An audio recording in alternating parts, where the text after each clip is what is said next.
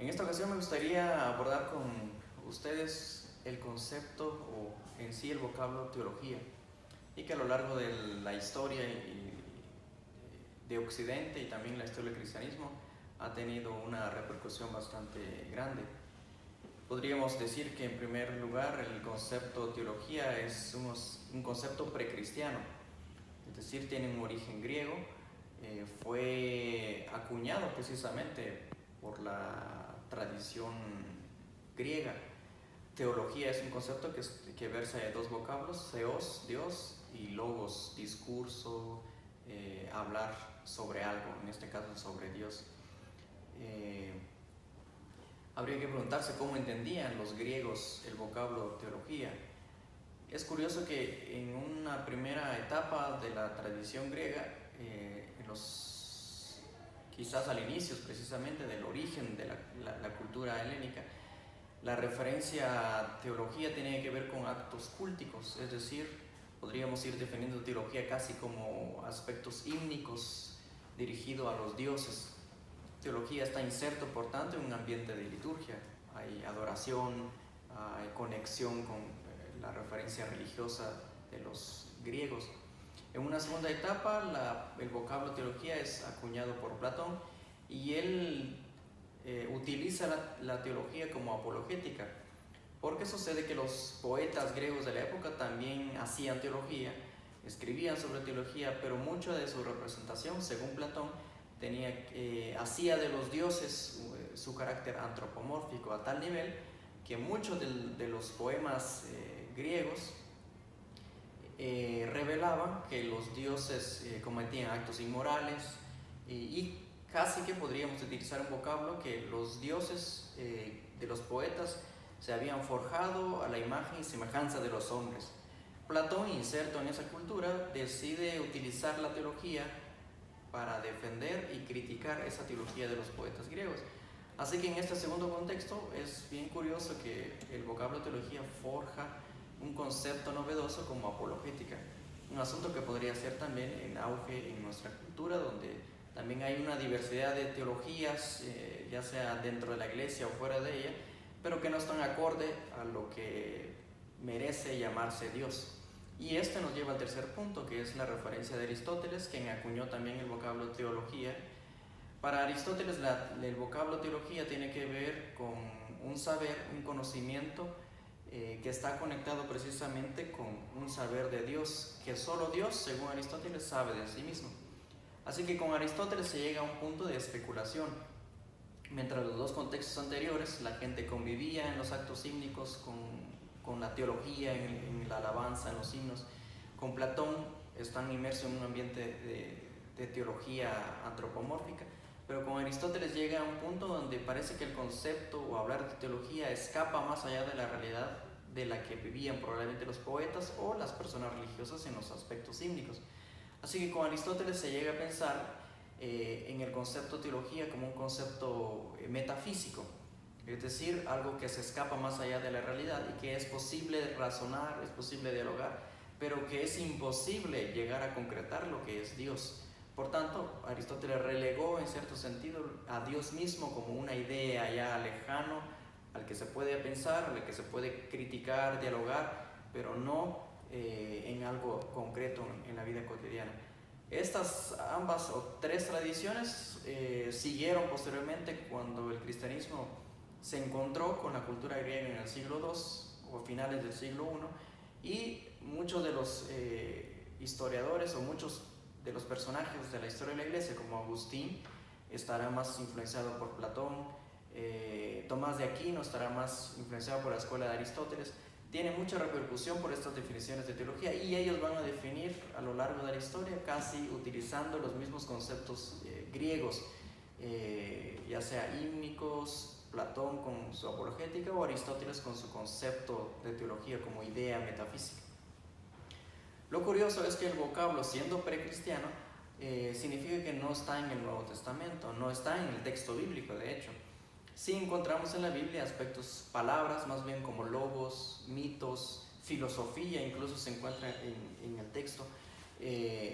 Dios mismo como vocablo se encuentra en el Nuevo Testamento, pero no encontramos la palabra teología. ¿Cómo entonces unificamos estos conceptos del vocablo teología en el Nuevo Testamento? Pues quizás para matizar un esquema fundamental, en la cultura griega la teología es la reflexión del hombre hacia Dios, y de hecho así hemos definido muchas veces la teología como estudio de Dios, discurso de Dios, razonamiento sobre Dios. Si prestamos atención al vocablo, es siempre del hombre hacia Dios. Sin embargo, en el Nuevo Testamento es totalmente diferente. En el Nuevo Testamento encontramos a un Dios que habla al hombre, un Dios que se acerca al hombre, según también el Antiguo Testamento.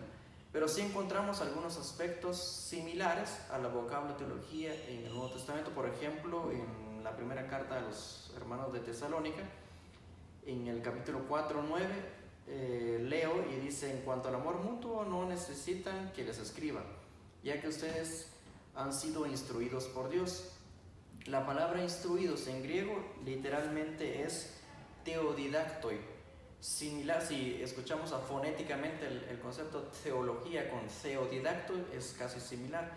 Es decir, lo que Pablo está planteando aquí a la comunidad del vocablo del Nuevo Testamento es no tanto el hombre que razona sobre Dios, que piensa sobre Dios, sino el hombre que es enseñado por Dios, el hombre que es instruido por Dios, y casi como que el creyente es un estudiante, un alumno de Dios mismo. Dios mismo es aquí el maestro, el agente que invita precisamente a la reflexión a sus estudiantes, en este caso a los cristianos.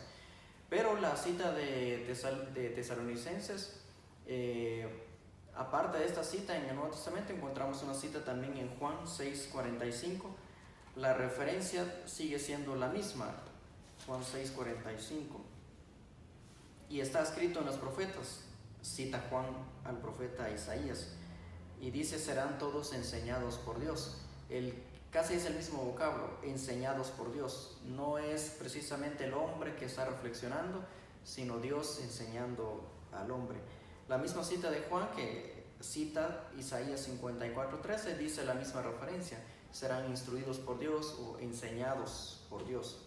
Y curiosamente podríamos encontrar la misma referencia en Jeremías 31:33 al 34, que encontramos en la Septuaginta, que es la traducción del Antiguo Testamento hebreo al griego.